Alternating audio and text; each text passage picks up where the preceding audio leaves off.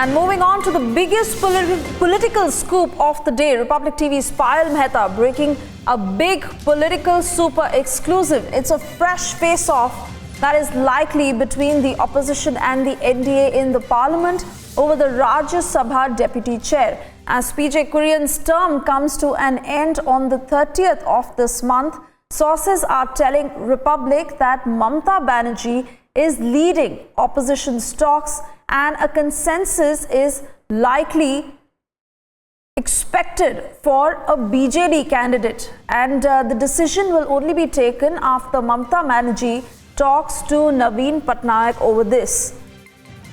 Payal Mehta, our colleague who's breaking this big story here on Republic, joins us live on this broadcast. Payal, well, the opposition is clearly working overtime to field candidates against the BJP. What are the possible names that are coming up?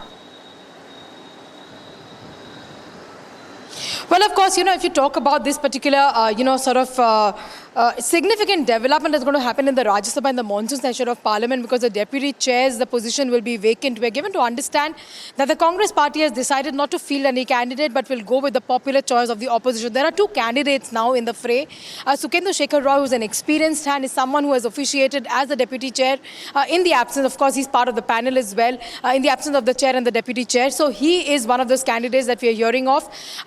If a larger sense is prevailed, then probably BJD is one party that every political party, will kind of accept, in a way, because they've been fence hitters, to say the least.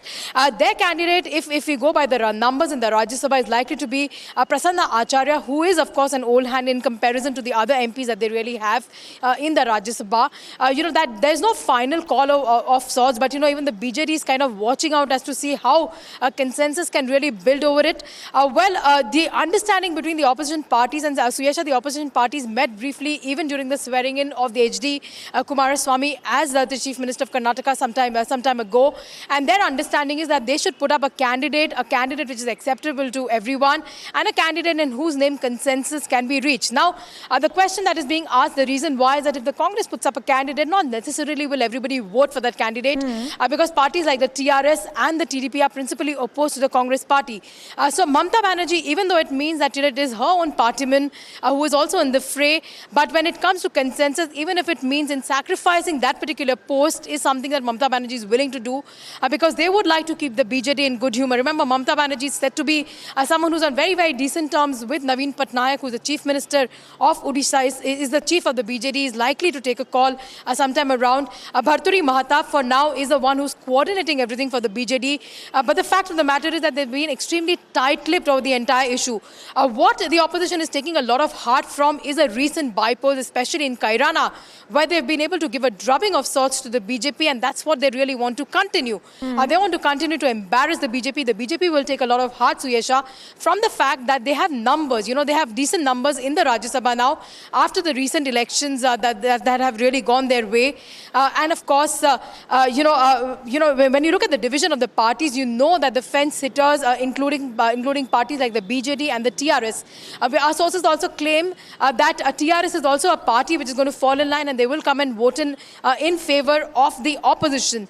So it's clearly understandable that AIDMK has largely been a party that has voted in favor of the ruling dispensation, even though they've been very quiet about the entire thing.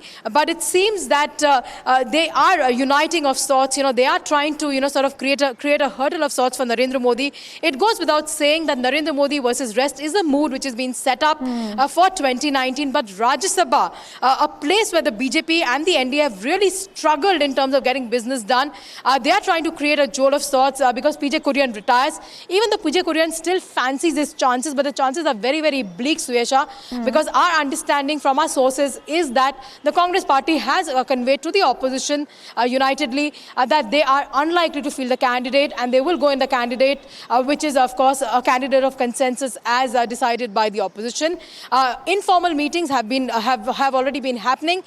Formalized of that meeting should be happening sometime later this month, because next month is when the winter session of Parliament really convenes, and that is when this election will really take place. Right, Payal, you've summed that up very well, and of course it's going to be the next big face-off between the opposition and the NDA. But if you could also give us a sense of who stands where in terms of the NDA versus opposition? And of course, you spoke about the fence-sitters as well. Well, of course, yes, if you look at the numbers, then, talking about the NDA to itself, apart from its allies, which is the Shiromani Akali Dal, you have, of course, Ramvilas Paswan, you have AIDMK, which is generally a party that has voted in favor of the ruling dispensation. Of course, you're looking at smaller regional parties that the NDA has in its allies. Talking about the opposition, the Congress party has a significant number of MPs. They stand at 51. They are, of course, part of the opposition. You have the DMK, you have the Trinamool Congress, you have the BSP, the Samajwadi Party, and the smaller parties, including the left, the CPI, CPIM, the UDLF. So all of these parties coming together, they have about 13 to 14 parties in the opposition, which are there. And even though the TRS is very ambiguous, in terms of what they want to do, because they've sometimes tilted towards the ruling dispensation. But the recent scene of events where we've seen KC Rao reach out to Mamta Banerjee, to Akhilesh Yadav, and try to, say that, try to, in a way, showcase that he was trying to formulate the third front, or the federal front, the federal parties front, as they're calling it. Our sources also indicate that the TRS, which also has a significant number in the Rajya Sabha, could also be voting this way. So the BJD is a party that is being eyed right now, because the BJD, if you remember, on a number of occasions has also sided on a number of decisions with the ruling dispensation. But with the Odisha elections around the corner, 2019, it's going to happen at the same time around the general elections. There they have bitter, rivalry with the BJP. They are pitted against each other as well.